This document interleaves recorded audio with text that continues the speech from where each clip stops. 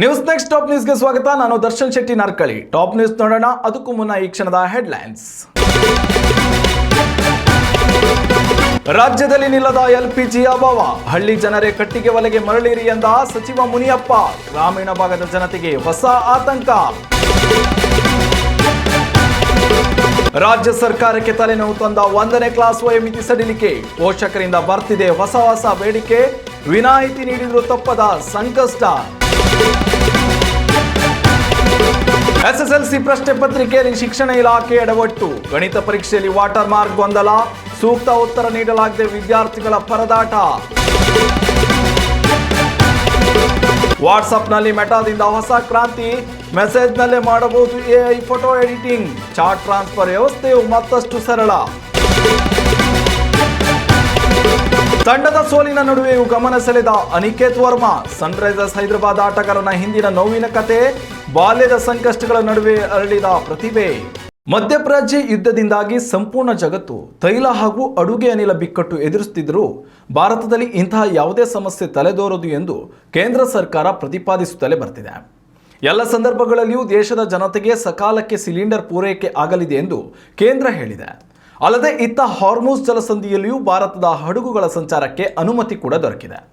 ಆದರೆ ಈ ಎಲ್ಲದರ ನಡುವೆ ರಾಜ್ಯದ ಜನತೆಗೆ ಆಹಾರ ಮತ್ತು ನಾಗರಿಕ ಸರಬರಾಜು ಸಚಿವ KH ಮುನಿಯಪ್ಪ ನೀಡಿರುವ ಕರೆ ಮತ್ತೊಮ್ಮೆ ಆತಂಕ ಮೂಡಿಸಿದೆ. ಹೌದು, ಬೆಂಗಳೂರಿನಲ್ಲಿ ಅಡುಗೆ ಅನಿಲ ಅಭಾವದ ವಿಚಾರವಾಗಿ ಮಾತನಾಡಿರುವ ಸಚಿವ KH ಮುನಿಯಪ್ಪ, ಯುದ್ಧದ ಈ ಸಂಕಷ್ಟ ಕಾಲದಲ್ಲಿ ಸಾರ್ವಜನಿಕರ ಸಹಕಾರ ನಮಗೆ ಬೇಕಿದೆ. LPG ಗ್ಯಾಸ್ ಮಿತ ಬಳಕೆ ಮಾಡದೆ ಬೇರೆ ದಾರಿ ಇಲ್ಲ. ಹೀಗಾಗಿ ನಗರ ಭಾಗದ ಜನರು ಇನ್ಮುಂದೆ ಅಡುಗೆ ಮಾಡಲು ಎಲೆಕ್ಟ್ರಿಕ್ ಒಲೆ ಹಾಗೂ ಹಳ್ಳಿ ಭಾಗದ ಜನರು ಕಟ್ಟಿಗೆ ಒಲೆಗಳನ್ನು ಬಳಸಿಕೊಳ್ಳುವುದು ಉತ್ತಮ ಎಂದು ಹೇಳಿದ್ದಾರೆ. ಗ್ರಾಮೀಣ ಭಾಗದ ಜನತೆಗೆ ಸೌದೆ ಒಲೆ ಬಳಕೆ ಹೊಸದೇನಲ್ಲ. ಶತಮಾನಗಳಿಂದಲೂ ಗ್ರಾಮೀಣ ಭಾಗದ ಜನತೆ ಸೌದೆ ಒಲೆಯನ್ನೇ ಬಳಸುತ್ತಾ ಬಂದಿದ್ರು. ಬೆಂಗಳೂರು ಬಿಟ್ಟು 40 ಕಿಲೋಮೀಟರ್ ದೂರ ಹೋದರೆ ಸೌದೆ ಸಿಗುತ್ತೆ. ಅರಣ್ಯ ಪ್ರದೇಶಗಳಲ್ಲಿ ಹಸಿ ಮರಗಳನ್ನು ಬಿಟ್ಟು ಒಣಮರ ಬಳಕೆ ಮಾಡಿಕೊಂಡು ಅಡುಗೆ ತಯಾರಿಸಿಕೊಳ್ಳಿ ಎಂದು ಮುನಿಯಪ್ಪ ಹೇಳಿದ್ದಾರೆ. ರಾಜ್ಯದಲ್ಲಿ ಅಡುಗೆ ಅನಿಲಗಳ ಪೂರೈಕೆಗೆ ಕೇಂದ್ರದೊಂದಿಗೆ ಮಾತುಕತೆ ನಡೆಸಿ ಸರಾಗ LPG ಪೂರೈಕೆಗೆ ಕಾರಣರಾಗಬೇಕಿದ್ದ ಸಚಿವರೇ ಈ ರೀತಿ ಕಟ್ಟಿಗೆ ಒಲೆ ಬಳಸಿಕೊಳ್ಳಿ ಎಂದು ಕರೆ ನೀಡಿರುವುದು ಸಾರ್ವಜನಿಕರ ಅಸಮಾಧಾನಕ್ಕೆ ಕಾರಣವಾಗಿದೆ. ಸೌದೆ ಒಲೆಗಳ ಬಳಕೆಯಿಂದ ಅರಣ್ಯ ನಾಶವಾಗಲಿದೆ. ಆದರೆ ಸಚಿವರೇ ಅರಣ್ಯ ಪ್ರದೇಶಕ್ಕೆ ಸೌದೆಗಾಗಿ ತೆರಳಿ ಎಂದಿರುವುದು ಸಾರ್ವಜನಿಕರ ವಲಯದಲ್ಲಿ ಚರ್ಚೆಗೆ ಕಾರಣವಾಗಿದೆ. ಉತ್ತಮ ಸಂಸ್ಕಾರಯುತ ಶಿಕ್ಷಣದೊಂದಿಗೆ VSS English medium CBSE school Udupi Muddur. ನರ್ಸರಿಯಿಂದ 10ನೇ ತರಗತಿವರೆಗೆ ಶಿಕ್ಷಣದ ಜೊತೆಗೆ 5ರಿಂದ 10ನೇ ತರಗತಿವರೆಗಿನ ವಿದ್ಯಾರ್ಥಿನಿಯರಿಗೆ ಉತ್ತಮ ಹಾಸ್ಟೆಲ್ ಸೌಲಭ್ಯವೂ ಇದೆ. ನಿಮ್ಮ ಮಕ್ಕಳ ಪ್ರವೇಶಾತಿಗಾಗಿ ಈ ಸಂಖ್ಯೆಗೆ ಕರೆ ಮಾಡಿ. 1ನೇ ತರಗತಿಗೆ ದಾಖಲಾಗುವ ವಿದ್ಯಾರ್ಥಿಗಳಿಗೆ 6 ವರ್ಷ ತುಂಬಿರಬೇಕು ಎಂಬ ನಿಯಮದಲ್ಲಿ ರಾಜ್ಯ ಸರ್ಕಾರ ಕೆಲವು ದಿನಗಳ ಹಿಂದೆಯಷ್ಟೇ ಬದಲಾವಣೆ ತಂದಿದೆ.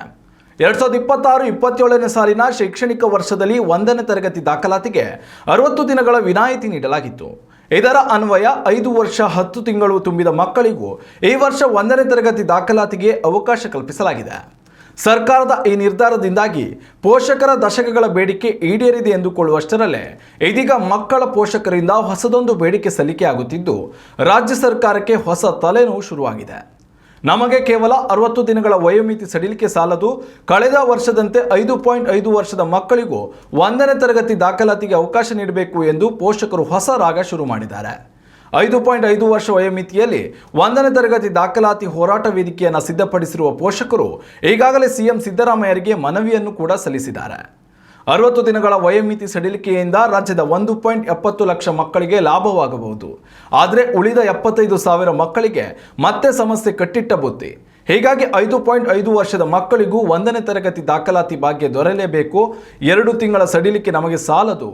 1ನೇ ತರಗತಿ ದಾಖಲಾತಿಗೆ 6 ತಿಂಗಳುಗಳ ವಿನಾಯಿತಿ ನೀಡಬೇಕು ಎಂದು ಪೋಷಕರು ಸರ್ಕಾರಕ್ಕೆ ಬೇಡಿಕೆ ಇಟ್ಟಿರುವುದು ಹೊಸ ತಲೆನೋವಿಗೆ ಕಾರಣವಾಗಿದೆ. ಪ್ರಸಕ್ತ ವರ್ಷದಿಂದ 1ನೇ ತರಗತಿ ವಿದ್ಯಾರ್ಥಿಗಳ ದಾಖಲಾತಿಯಲ್ಲಿ ಯಾವುದೇ ಗೊಂದಲ ಬಾರದು ಎಂದು ಸರ್ಕಾರ ನೆಟ್ಟಿಸಿರುವ ಬಿಡುವ ಮೊದಲೇ ಪೋಷಕರ ಕಿತ್ತಾಟ ಶುರುವಾಗಿದ್ದು ಸರ್ಕಾರಕ್ಕೆ 1ನೇ ತರಗತಿ ದಾಖಲಾತಿ ಬಿಸಿ ತುಪ್ಪವಾಗಿ ಪರಿಣಮಿಸಿದೆ. ಹೀಗಾಗಿ ಪೋಷಕರ ನಿರ್ಧಾರವನ್ನ ಸರ್ಕಾರ ಪರಿಗಣಿಸುತ್ತಾ ಈ ಸಮಸ್ಯೆ ಪರಿಹಾರಕ್ಕೆ ಹೊಸ ಮದ್ದು ಅರೆಯುತ್ತಾ ಅನ್ನೋದನ್ನ ಕಾದು ನೋಡಬೇಕಿದೆ. ರಾಜ್ಯದಲ್ಲಿ SSLC ವಿದ್ಯಾರ್ಥಿಗಳಿಗೆ ಪರೀಕ್ಷೆ ನಡೆಯುತ್ತಿದೆ. ಇನ್ನು 2 ಪರೀಕ್ಷೆಗಳು ಮಾತ್ರ ಬಾಕಿ ಉಳಿದಿವೆ.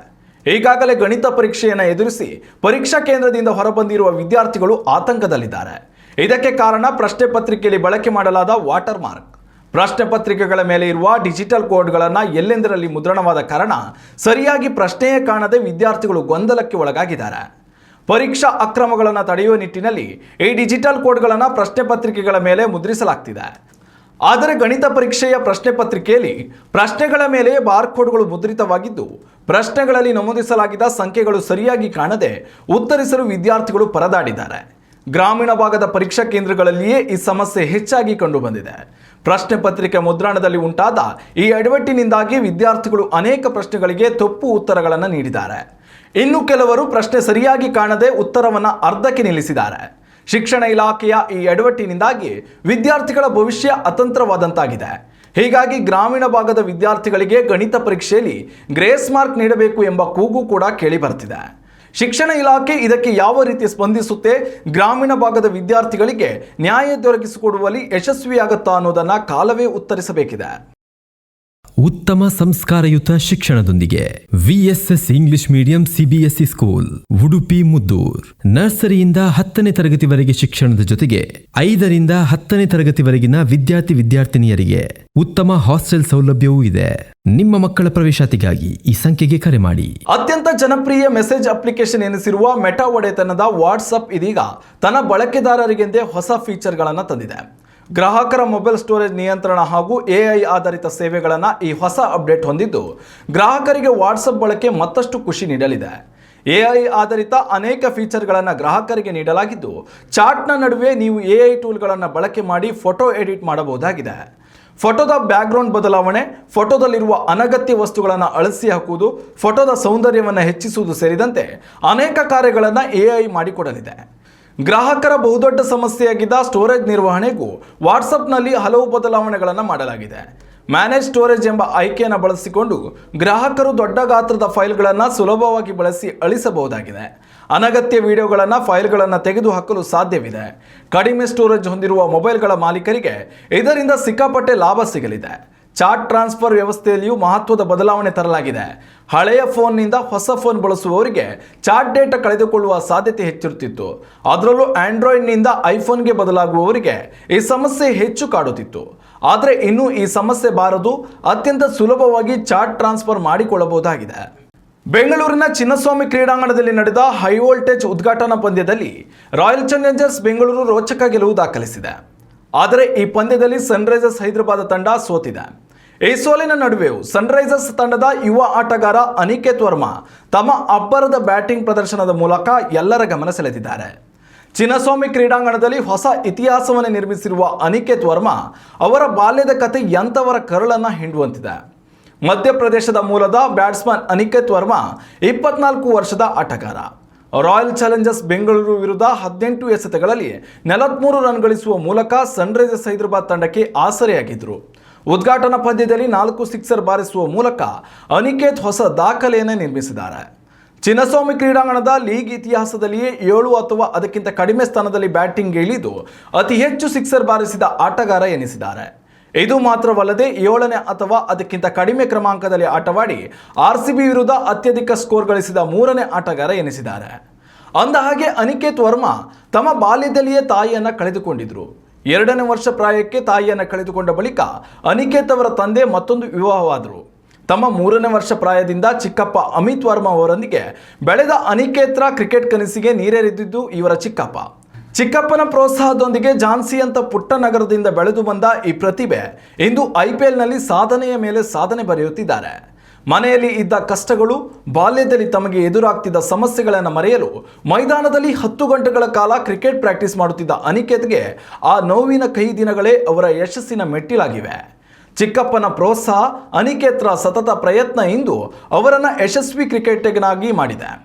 ನಿರ್ಭೀತ ಆಟಗಾರನಾಗಿ ಹೊರಹೊಮ್ಮಿರುವ ಅನಿಕೇತ್ ವರ್ಮಾ ಶೀಘ್ರದಲ್ಲೇ ಟೀಮ್ ಇಂಡಿಯಾದಲ್ಲಿಯೂ ಕಮಾಲ್ ಮಾಡುವಂತಾಗಲಿ ಎಂಬುದು ಕ್ರಿಕೆಟ್ ಅಭಿಮಾನಿಗಳ ಆಶಯವಾಗಿದೆ. ಇನ್ನಷ್ಟು ತಾಜಾ ಸುದ್ದಿಗಳಿಗಾಗಿ ನೋಡ್ತಾ ಇರಿ ನ್ಯೂಸ್ ನೆಕ್ಸ್ಟ್. ಇದು ವರ್ತಮಾನದ ಕೈಗನ್ನಡಿ. ಸಂಸ್ಕಾರಯುತ ಶಿಕ್ಷಣದೊಂದಿಗೆ ವಿಎಸ್ಎಸ್ ಇಂಗ್ಲಿಷ್ ಮೀಡಿಯಂ ಸಿಬಿಎಸ್ಇ ಸ್ಕೂಲ್ ಉಡುಪಿ ಮುದ್ದೂರ್. ನರ್ಸರಿಯಿಂದ 10ನೇ ತರಗತಿವರೆಗೆ ಶಿಕ್ಷಣದ ಜೊತೆಗೆ 5ರಿಂದ 10ನೇ ತರಗತಿವರೆಗಿನ ವಿದ್ಯಾರ್ಥಿನಿಯರಿಗೆ ಉತ್ತಮ ಹಾಸ್ಟೆಲ್ ಸೌಲಭ್ಯವೂ ಇದೆ. ನಿಮ್ಮ ಮಕ್ಕಳ ಪ್ರವೇಶಾತಿಗಾಗಿ ಈ ಸಂಖ್ಯೆಗೆ ಕರೆ ಮಾಡಿ.